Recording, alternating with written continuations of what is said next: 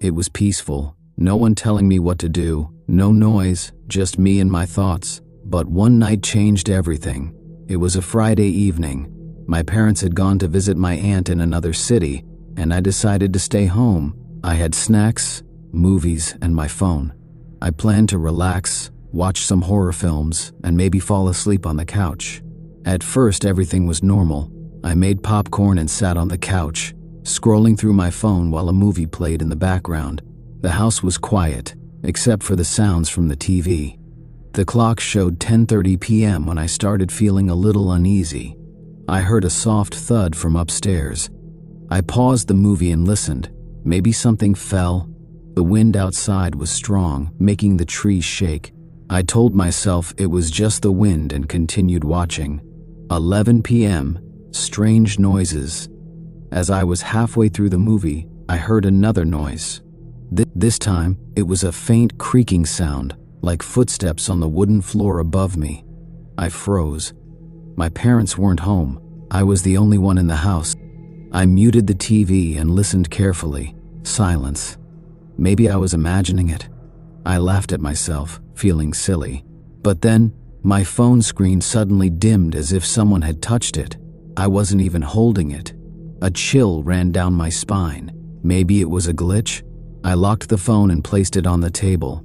I shook off the fear and continued watching. 11:30 p.m., the shadow a little while later, I got up to get some water from the kitchen. As I walked past the hallway mirror, I saw something move behind me. I turned quickly. Nothing. My heart started pounding. I stared at the mirror.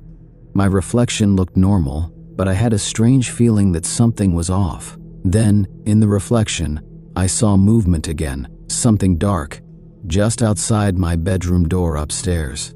I spun around, staring up the staircase. The hallway light was on, but no one was there. My stomach dropped. I told myself it was my imagination, but I couldn't shake the fear creeping up my spine. I took a deep breath and walked back to the couch. Maybe I was just paranoid because of the horror movie.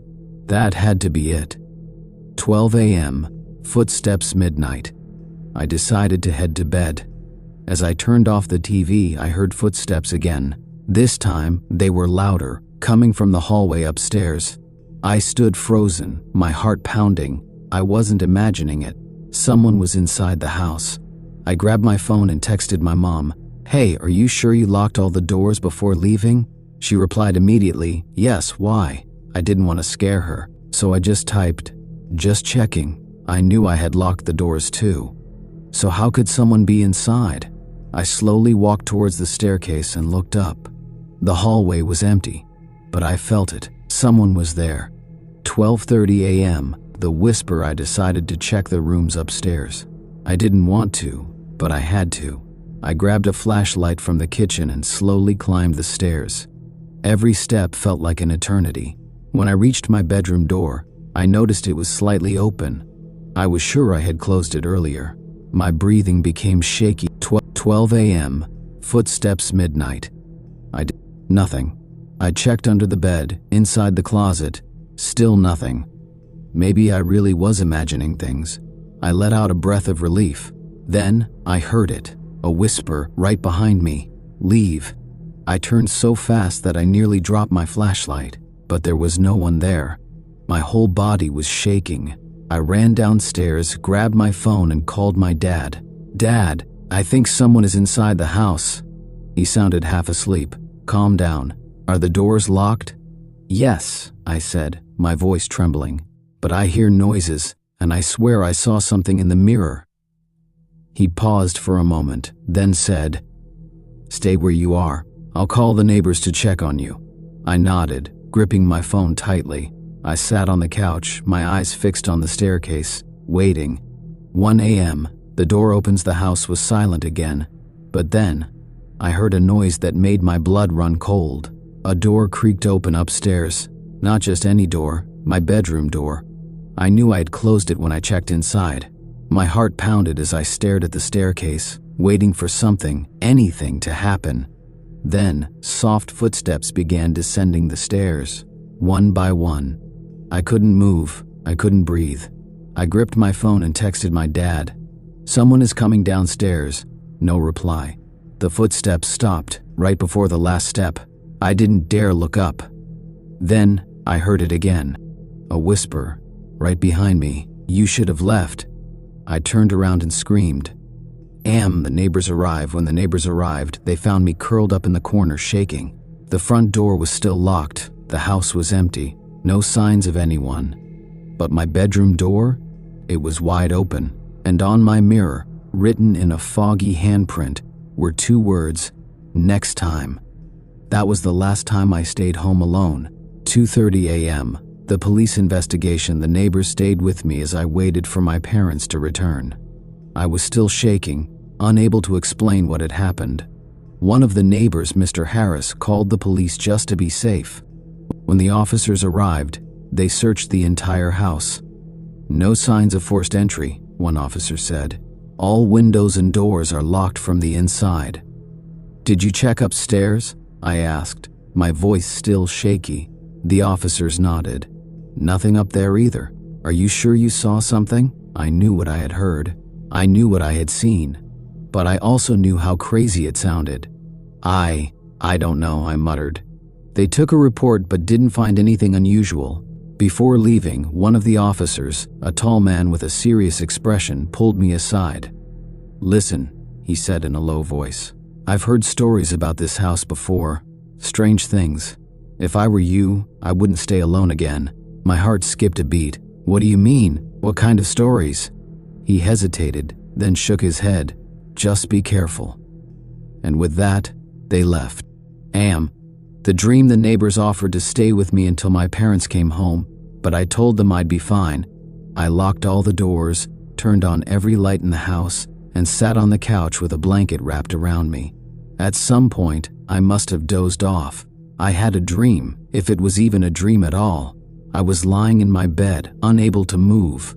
The room was dark, and the air felt heavy, like something was pressing down on my chest. I heard soft breathing beside me. I turned my head slowly. There was someone in my bed, a shadowy figure facing me, breathing softly. My body refused to move. I wanted to scream, but no sound came out. Then, in a whisper, it spoke. You should not be here." My eyes shot open. I was still on the couch, my heart pounding. But something was different. The TV was off, the lights were dim, and my bedroom door, which I had left closed, was open again. 4 a.m.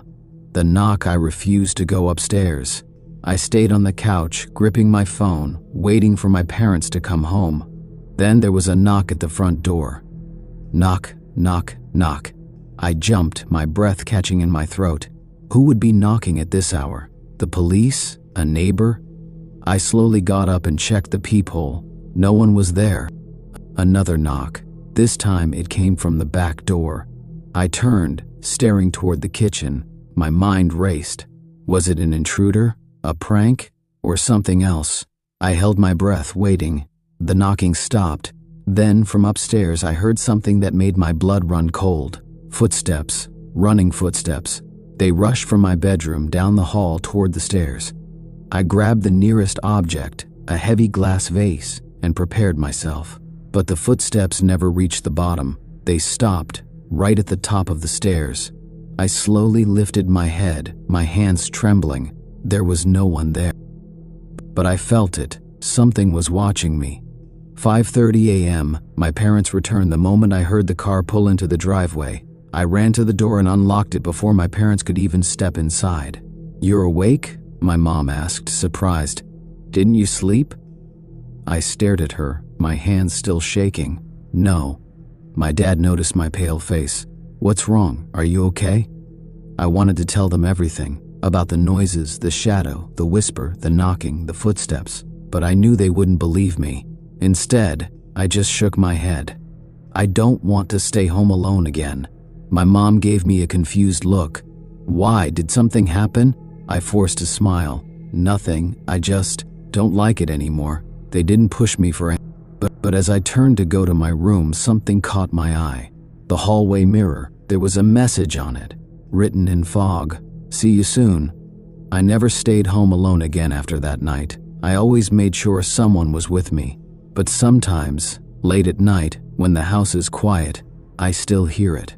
Soft footsteps upstairs, a quiet whisper behind me, and when I pass the mirror, sometimes just for a second, I see something standing behind me, waiting, watching. I was alone in my house that night. My parents had gone to visit my aunt in another city, and I decided to stay back. I was 17, old enough to take care of myself, or so I thought. The house felt different when I was alone. It was too quiet. Every little sound made me turn my head.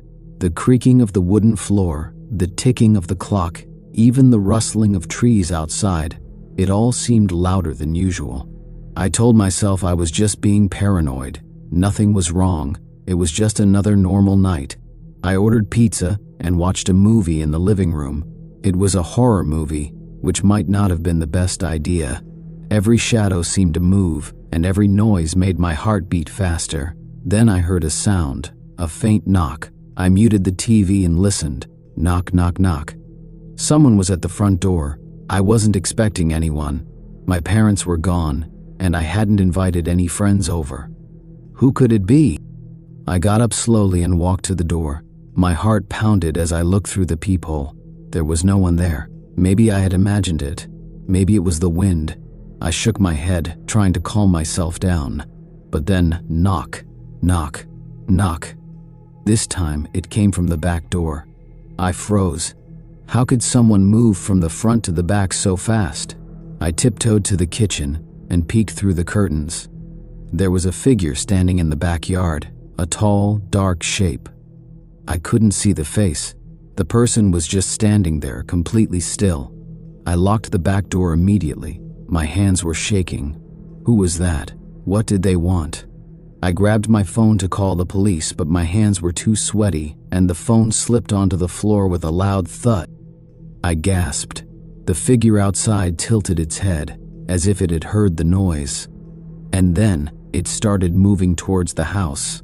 I ran upstairs and locked myself in my bedroom. My heart was beating so fast I thought I would pass out. I dialed 911 with shaking fingers. 911, what's your emergency? A calm voice said.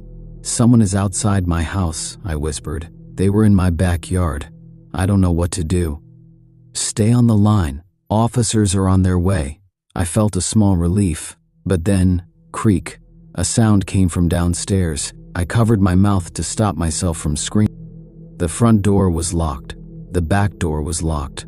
All the windows were shut. How did they get inside? I heard footsteps on the stairs. Slow, heavy. I pressed myself against the wall, clutching my phone. The footsteps got louder, closer. I held my breath. Then, through the gap under my bedroom door, I saw a shadow. Someone was standing right outside my room. I bit my lip, my entire body frozen in fear. The door handle turned slightly, but I had locked it. Tap, tap, tap. They knocked. A slow, gentle knock. Then a voice, a whisper. I know you're in there. I couldn't breathe. I didn't recognize the voice. It wasn't my parents. It wasn't a friend. It was someone else. The knocking stopped. Silence. I didn't move. I didn't make a sound. Then, bang! The door shook as the person slammed into it. I screamed. I had to get out. I ran to the window and forced it open. Cold air rushed in. The ground below was high, but I couldn't stay. Bang!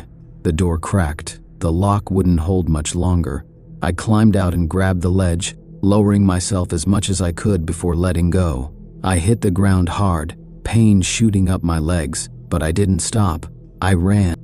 I ran across the yard, past the driveway, and onto the street. Then I heard sirens. The police were here. The officers searched the house, but they found no one. No signs of forced entry, no footprints, nothing. It was as if the person had disappeared. But I knew what I had seen. I knew someone had been there. The police stayed for a while, making sure I was safe.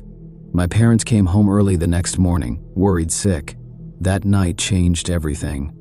I never stayed home alone again. Even now, sometimes when I'm alone at night, I hear it. Knock, knock, knock. And I wonder, what if they come back? Even after the police left and my parents returned, I couldn't shake the feeling of being watched. That night, I barely slept. Every little sound made me jump. The wind against the window, the hum of the refrigerator, even my own breathing. It all felt too loud, too unnatural. I kept replaying everything in my head. The knocking, the whisper, the shadow under the door. The police said they found no evidence of a break-in. No footprints in the yard. No forced locks. No fingerprints. It was as if no one had ever been there. But I knew what I had seen. And the scariest part? My bedroom door had 3 deep scratches near the handle. Someone had tried to claw their way in. The next day, I refused to stay home alone. My parents thought I was just shaken up and would feel better in a few days. But I wasn't so sure. I started checking the locks 3, 4, sometimes 5 times before going to bed. I left lights on in every room. I kept a baseball bat next to my bed, but nothing happened for a week. Then 2 weeks. I almost convinced myself that maybe, just maybe, I had imagined it all. Until one night. It was around 2:30 a.m. when I woke up to a noise. At first, I thought it was just a dream, but then I heard it again. Creak. It was coming from downstairs. I held my breath, my body frozen. Maybe it was my dad getting a glass of water, or my mom checking the doors. Then tap, tap, tap. My blood ran cold. The sound was coming from inside the house. I grabbed my phone and texted my dad. "Are you awake?" No reply. I listened again. The house was silent. Maybe I was imagining it? I slowly reached for my bedroom door handle, my heart pounding. Just as I was about to turn it, a soft whisper came from the other side. "Let me in." I yanked my hand back. I couldn't breathe. I wanted to scream, but my voice was gone. Then scratch, scratch, scratch. Something was clawing at the door again. I stumbled back, clutching my phone.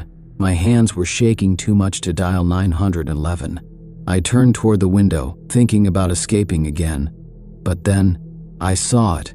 Outside my window, in the darkness of the yard, a figure stood there, staring up at me. I wanted to believe it was just my mind playing tricks. But no, it was real. The figure didn't move, didn't blink, just stood there. The scratching at my door stopped. Slowly, I turned back toward the door. I bent down and looked at the gap underneath. Nothing, no shadow, no movement. I reached for my phone again. This time, I managed to dial 911. 911, what's your emergency? I whispered into the phone. As someone is inside my house. Someone is in my yard. Please, please send someone. Stay on the line. Officers are on their way. I held onto the phone like a lifeline. Then, outside the window, the figure moved. It took a slow step forward, tilting its head. And then, I saw something that made my stomach drop. The figure lifted its hand and pressed something against the glass. A knife. It dragged the blade across the window, making a high-pitched squealing sound. I almost dropped the phone. Then bang! A loud crash came from the front of the house. The front door. They were trying to break in. I curled up in the corner of my room, clutching the phone. I could hear footsteps in the hallway. They were inside. Tears ran down my face. I didn't want to die. Then sirens. Red and blue lights flashed outside my window. A loud boom. The front door was kicked open. "Police, come out with your hands up." The footsteps in the hallway stopped. Everything went silent. I heard officers moving through the house, shouting commands, checking rooms. Then, nothing. One of the officers knocked on my door. "It's okay, we're here, you can come out now." I slowly unlocked the door. My hands were shaking so bad I could barely turn the knob. The police searched the entire house. No one was there. No footprints, no fingerprints, no signs of forced entry. But, on my bedroom door, the same 3 deep scratches as last time. The police stayed with us the rest of the night, but they couldn't explain what happened. They said it was probably a prank or my imagination, but it wasn't. I knew it wasn't. Because the next morning when we checked the front porch, there was something waiting for me. A note written on a crumpled piece of paper. It had only 3 words, "See you soon." And underneath it, scratched into the wood of our front door, the same 3 claw marks. I don't know. I never stayed home alone again, and to this day, sometimes when I'm alone in my room at night, I still hear it. Knock, knock, knock. Days passed, but the fear never left me. I barely slept, constantly listening for sounds in the night. Every time I closed my eyes, I heard the knocking, the whisper, the scratching at my door. My parents didn't know what to do. The police had no answers. To them, it was just an unfortunate prank, some cruel joke played by an unknown person. But I knew better. Something was wrong, and it wasn't over. A week later, my parents had to leave again, just for a few hours to visit a sick neighbor. They begged me to come with them, but I refused. I was tired of being afraid. I wanted to prove to myself that it was just in my head. That night, I locked every single door and window in the house. I kept my phone fully charged and held my baseball bat close. I would not be scared anymore. For a while, nothing happened. The house was silent. Then, knock, knock, knock. I froze. The sound came from the bedroom closet. My breathing stopped. My heart pounded so hard I thought it would burst. I stared at the closet door. Had I checked it before? Had I locked it? Slowly, I reached for my phone with trembling fingers. Then, scratch, scratch, scratch. The sound came from inside the closet. I wanted to run, but my body wouldn't move. My throat was dry. My fingers clenched around the baseball bat. The door handle twisted. I lost it. I grabbed my phone, bolted out of the room, and ran downstairs. My feet barely touched the ground. I sprinted out the front door, into the cold night, and down the street. I didn't stop running until I saw headlights. My parents' car. They pulled over as I ran toward them, gasping for air, my face pale with terror. I told them everything. They called the police again. This time, the police took it seriously. They searched the entire house, and in the attic, hidden behind an old wooden panel, they found evidence: a sleeping bag, food wrappers, empty water bottles, scraps of paper with strange writing. Someone had been living inside our house. Not a ghost, not a monster, a real living person. The police never found them. Whoever it was had disappeared. But I will never forget what they left behind. In the back of my bedroom closet, carved into the wood with deep, uneven scratches, were 3 words: "I found you." We moved out of that house not long after. My parents said it was for a fresh start, but I knew the truth. They were scared too. Even now, years later, I still check every closet before I go to bed. I still hear knocking in my dream. And sometimes, when I wake up in the middle of the night, I swear I hear a whisper, "Let me in." But sometimes I had no choice.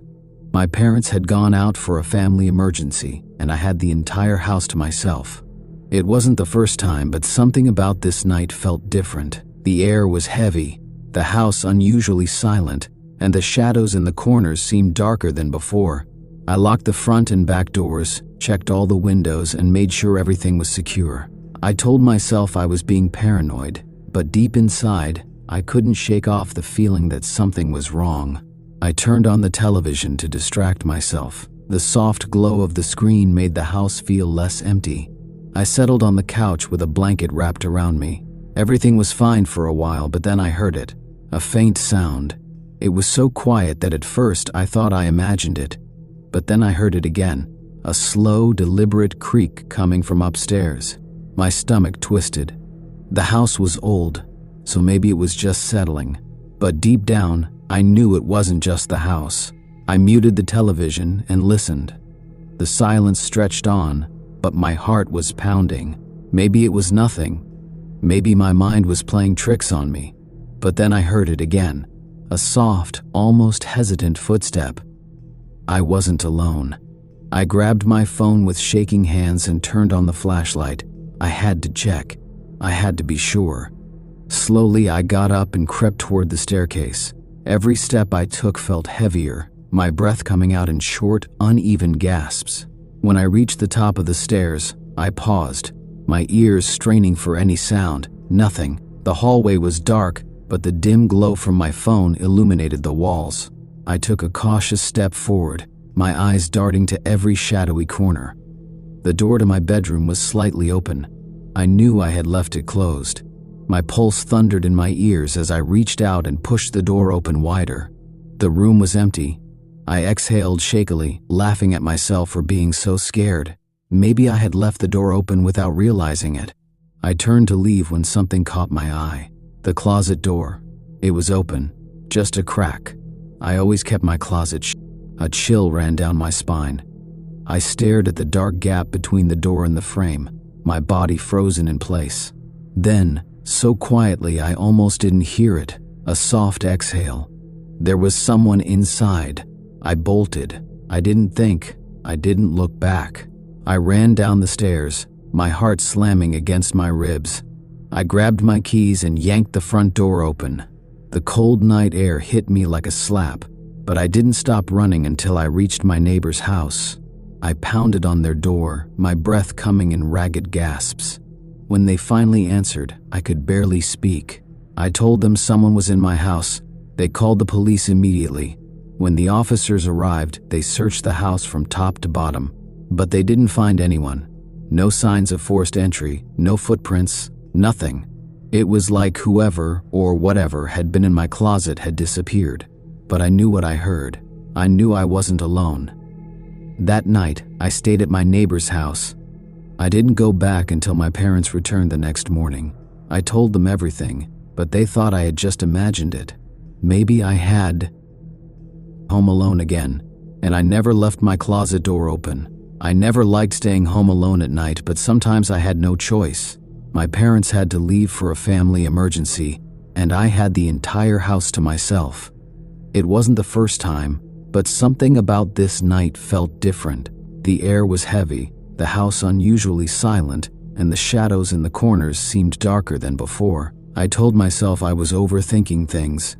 I locked the front and back doors, checked all the windows, and made sure everything was secure. Then, I turned on a few lights to make the house feel less empty. I grabbed some snacks and sat on the couch, flipping through channels on the TV. Hours passed. Everything was fine. I had almost convinced myself that this night was just like any other. But then I heard it, a faint sound. At first I thought it was just my imagination. But then I heard it again, a slow, deliberate creak coming from upstairs. My stomach twisted. The house was old, so maybe it was just settling. But deep down, I knew better. I muted the television and listened. The silence stretched on, but my heart was pounding. Maybe it was nothing. Maybe my mind was playing tricks on me. But then I heard it again. A soft, almost hesitant footstep. I wasn't alone. I grabbed my phone with shaking hands and turned on the flashlight. I had to check. I had to be sure. Slowly, I got up and crept toward the staircase. Every step I took felt heavier, my breath coming out in short, uneven gasps. When I reached the top of the stairs, I paused, straining my ears. Nothing. The hallway was dark, but my phone's glow illuminated the walls. I took a cautious step forward, my eyes darting to every shadowy corner. The door to my bedroom was slightly open. I knew I had left it closed. My pulse thundered in my ears as I reached out and pushed the door open wider. The room was empty. I exhaled shakily, laughing at myself for being so scared. Maybe I had left the door open without realizing it. I turned to leave when something caught my eye. The closet door. It was open, just a crack. I always kept my closet shut. A chill ran down my spine. I stared at the dark gap between the door and the frame, my body frozen in place. Then, so quietly I almost didn't hear it, a soft exhale. There was someone inside. I bolted. I didn't think. I didn't look back. I ran down the stairs, my heart slamming against my ribs. I grabbed my keys and yanked the front door open. The cold night air hit me like a slap, but I didn't stop running until I reached my neighbor's house. I pounded on their door, my breath coming in ragged gasps. When they finally answered, I could barely speak. I told them someone was in my house. They called the police immediately. When the officers arrived, they searched the house from top to bottom, but they didn't find anyone. No signs of forced entry, no footprints, nothing. It was like whoever or whatever had been in my closet had disappeared. But I knew what I heard. I knew I wasn't alone. That night, I stayed at my neighbor's house. I didn't go back until my parents returned the next morning. I told them everything, but they thought I had just imagined it. Maybe I had. But then I found something that proved I hadn't imagined it at all. When I went back into my room, I noticed something strange on my bed. A single piece of paper. My hands trembled as I picked it up. There were only 4 words written on it in shaky, uneven handwriting. I watched you sleep. I dropped the paper and backed away. My heart pounded so hard I thought I might pass out. Someone had been in my room. Someone had been watching me. I ran downstairs and showed my parents the note. Their faces turned pale, and for the first time, I saw fear in their eyes. My dad called the police again. This time they took it seriously. They searched every inch of the house again, but once more, they found nothing. No fingerprints, no signs of a break-in. Whoever had been in my closet had vanished without a trace, but I knew they had been there, and they had been watching me for longer than I realized. That night, I didn't sleep. I sat in the living room with my parents, the lights on, waiting for morning. Every sound made me jump. Every shadow looked like a person standing in the corner. The next day, my dad installed extra locks on all the doors and windows. We even got security cameras. But no matter what we did, I never felt safe in that house again. A few weeks later, my parents decided to move. They didn't say it was because of what happened, but I knew it was. I didn't argue. I wanted to leave that house behind forever. But even now, sometimes I wake up in the middle of the night, heart pounding, feeling like someone is watching me. Because deep down I know, whoever was in that closet that night, they never really left.